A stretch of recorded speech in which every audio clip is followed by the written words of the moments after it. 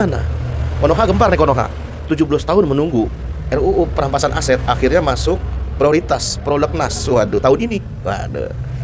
Terus apa? Percaya nggak saudara? Kalau Al-Fakir sih nggak percaya. Lebih percaya Cristiano Ronaldo itu pensiunnya nanti di Persija, ya kan?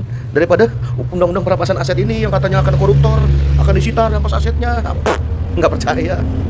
Subscribe media-media Islam daripada kita subscribe media-media maksiat.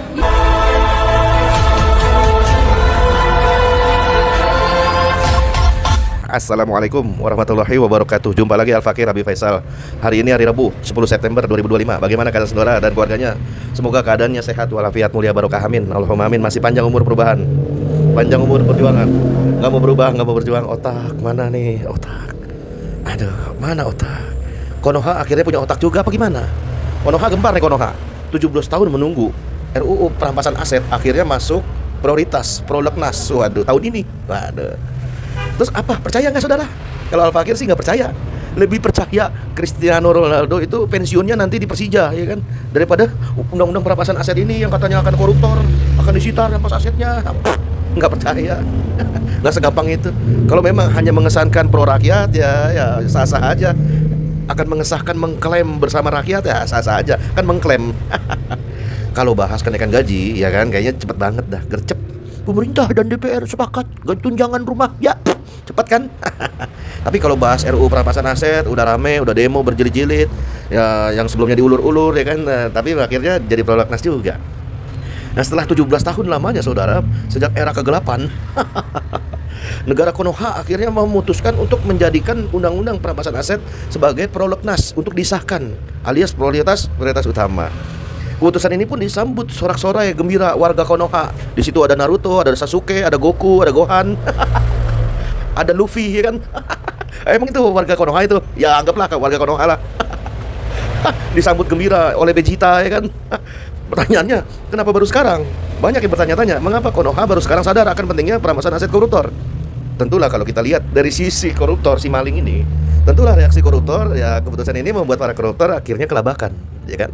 Beberapa di antara juga menyembunyikan aset mereka di tempat-tempat yang tidak terduga, ya kan? Bisa jadi. Ya kalau misalnya ada Sakura nih di film Naruto, ya kan?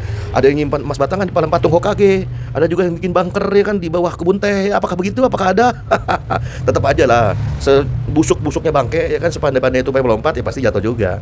Tentulah tim investigasi Konoha pasti berhasil membongkar semua trik licik para koruptor, ya kan? Kalau ketahuan, apakah akan dibagi-bagi? Terus dampak positifnya gimana? Ya positif aja kita, positif, jangan negatif. Dampak positifnya tentu saja kalau undang-undang perampasan aset ini dijadikan prioritas dan jadi undang-undang, maka Konoha akan mengalami banyak perubahan positif dari sisi dunia ya, belum akhirat, belum dunia aja. Pertama, tentulah anggaran negara akan meningkat, kesejahteraan warga meningkat, citra Konoha membaik di mata publik, di mata dunia, ya kan? Itu baru klaim doang, kan faktanya belum ada. Yang jelas, walaupun aturan undang-undang perampasan aset disahkan hari ini juga, detik ini juga, nggak jaminan. Walaupun koruptor itu dihukum mati misalnya, nggak jaminan. Dalam Islam sangat jelas, di dalam kitab Nizamul Iqtisadi, persoalan korupsi itu harus diurus dengan 3 hal, bukan hanya aturan. 3 hal. Korupsi adalah sebuah kejahatan hanya bisa diselesaikan apabila didukung oleh 3 faktor, bukan hanya aturannya. Pertama, sistem aturan hukum yang tegas dan jelas. Nah ini pastilah. Kedua, yang namanya pribadi, pejabat, wakil rakyat, menteri atau presiden atau wapres, tentulah sebelum mereka menjabat, mereka harus memenuhi kualifikasi orang-orang yang bertakwa. Sebagaimana sabda Nabi SAW, Iza amaro amiron au syariatin au sofu fi khosotihi bi taqwallah.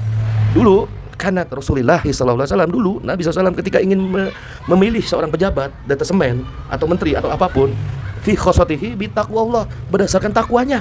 Nah takwanya dulu.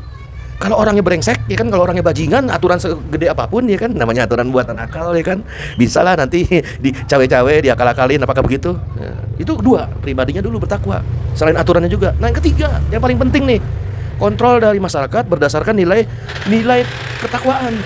Nah ketiga hal ini hanya bisa dilakukan di dalam sistem Islam kafah, nggak bisa lewat jalan demokrasi ala Barat Yunani kuno, ya kan? Sehingga penyelesaian korupsi tidak cukup hanya dengan sekedar aturan, tapi juga 3 hal tadi. Pribadinya bertakwa, aturan yang tegas, dan juga kontrol dari publik dan masyarakat. Wassalamualaikum warahmatullahi wabarakatuh.